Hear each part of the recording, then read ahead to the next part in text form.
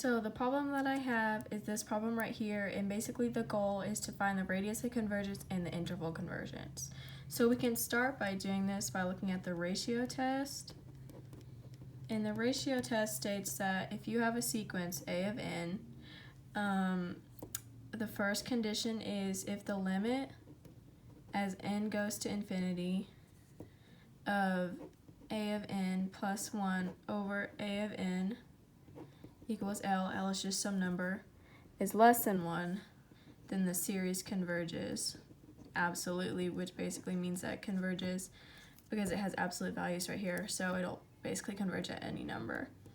And then the second condition is if the limit as n goes to infinity, absolute value of a of n plus 1 over a of n equals L, and that's greater than 1. So if the number that this limit produces is greater than 1, then the series diverges. And then the third and final condition is if this limit right here, so if the limit as n goes to infinity of a of n plus 1 over a of n equals L, which is equal to 1, then it's inconclusive. We don't really know what to do with that, but we don't normally have to deal with that condition that much. We can just mainly look at these two right here. So for this one, we're going to use the ratio test to see if it converges, and if it does, where it converges, and from there we can find the radius of convergence and the interval convergence. So when we look at this, we're going to use probably the first part of this ratio test to see if it's less than 1 and to see if it converges at all.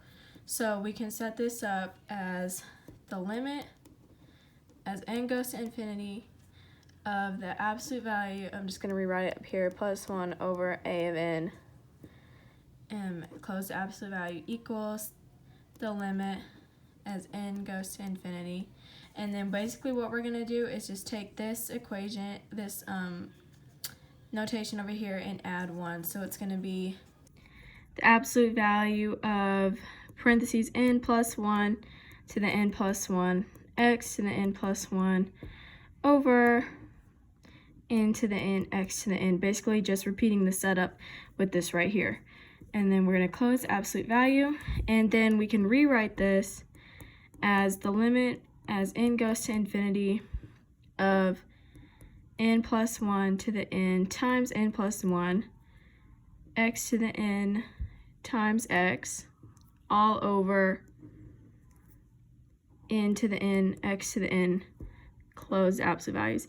And writing it like this just kind of helps expand the problem out because you have n and then you are multiplying it by a second power of that term, and then it's the same thing with the x's, and this way we can start to see that you can cancel out some of these terms right here. So I'm just going to cancel out the x's, and then that leaves you with the limit as n goes to infinity, absolute value of n plus 1 to the n times n plus 1 over n to the n, all of this times x, and then close absolute value. So here, since we know that this, we don't really need the absolute values around this term right here because we know that it's always going to be positive because it's plus 1 and you're starting at 1, so, and it's going to infinity. So here we can really just rewrite that as the limit as n goes to infinity of n plus 1 to the n, n plus 1 over n to the n, and then we really just need the absolute value around the x, so times x. And so once we have it there, we can start to evaluate this and see what we need for our, look back at our ratio test and see what we need. So we know we've rewritten it as the limit, and so we know that basically this n plus 1 is really the same thing. This n plus 1 to the n is really the same thing as n to the n, because the plus 1 is not going to matter very much when you're going to infinity. It's still going to end up being a really large number over a really large number. And so since this essentially is going to keep, this part is going to keep growing, the only way to get this to converge is to set x equal to 0.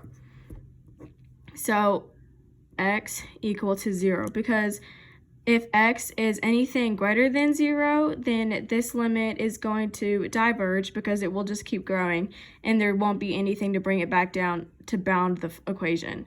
So because we looked at this right here and it says in order for a series to converge absolutely, the limit has to be less than 1. And since if we make x 0, this whole thing will become 0. And since 0 is less than 1, we know that the series will converge. We can write this. The series will converge only if x is equal to 0. Other than that, the series will diverge and it won't have a radius of convergence and an interval convergence. So now that we know this little section right here, we can go back up to what the question is asking. It says find the radius of convergence and the interval of convergence. So the radius of convergence and the interval convergence are both, I'm just going to write it real quick.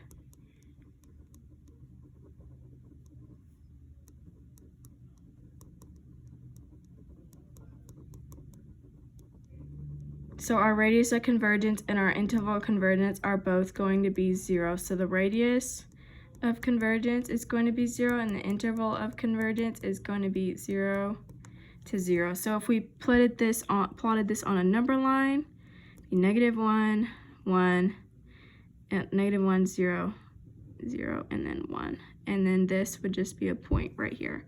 Because we know that for the only x value, and the only way that this series will converge using the ratio test is if this x is 0. So this makes it kind of easy for figuring out the radius of convergence and the interval convergence, because if the x has to be 0, then we know the radius of convergence has to be 0.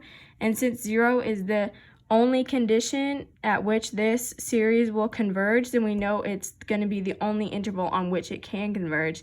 And so in that case, we would just write the interval of convergence is 0 to 0. So just going back over this problem to kind of reiterate everything, we took this and we needed to find the radius of convergence and the interval of convergence.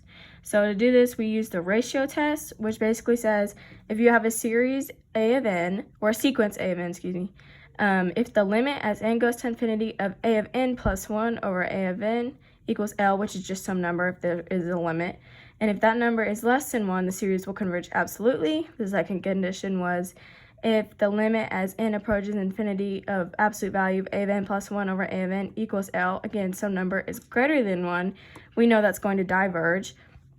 And then again, if this piece equals 1, then it's inconclusive, but we don't really have to worry about that for this problem because, so we just took this kind of first condition and we set it up right here and we rewrote this series using the a of n plus 1 on top. So that would just be n plus 1 to the n plus 1, x to the n plus 1, all over n to the n, x to the n.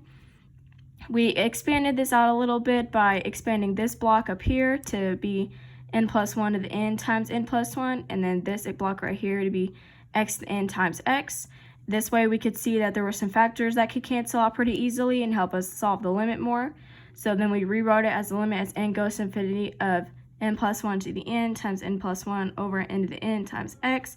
We realized that because this piece of the limit will never really be negative because you're always adding a 1 and you're starting at 1 and you're just growing bigger, we don't really need absolute values around this portion of the equation. So we just took the absolute values and wrote them around x, and then we just kind of used some intuitive thinking to think that, okay, the only reason this limit can converge is if the limit is less than 1. And the only reason this is going to be less than 1 if x is equal to 0, because this is going to just keep growing infinitely because of the terms it has. So because the only way this converges is if x equals to 0, we're able to realize that our radius of convergence is 0 and the interval of convergence, because it can only converge at 0, would just be 0 to 0.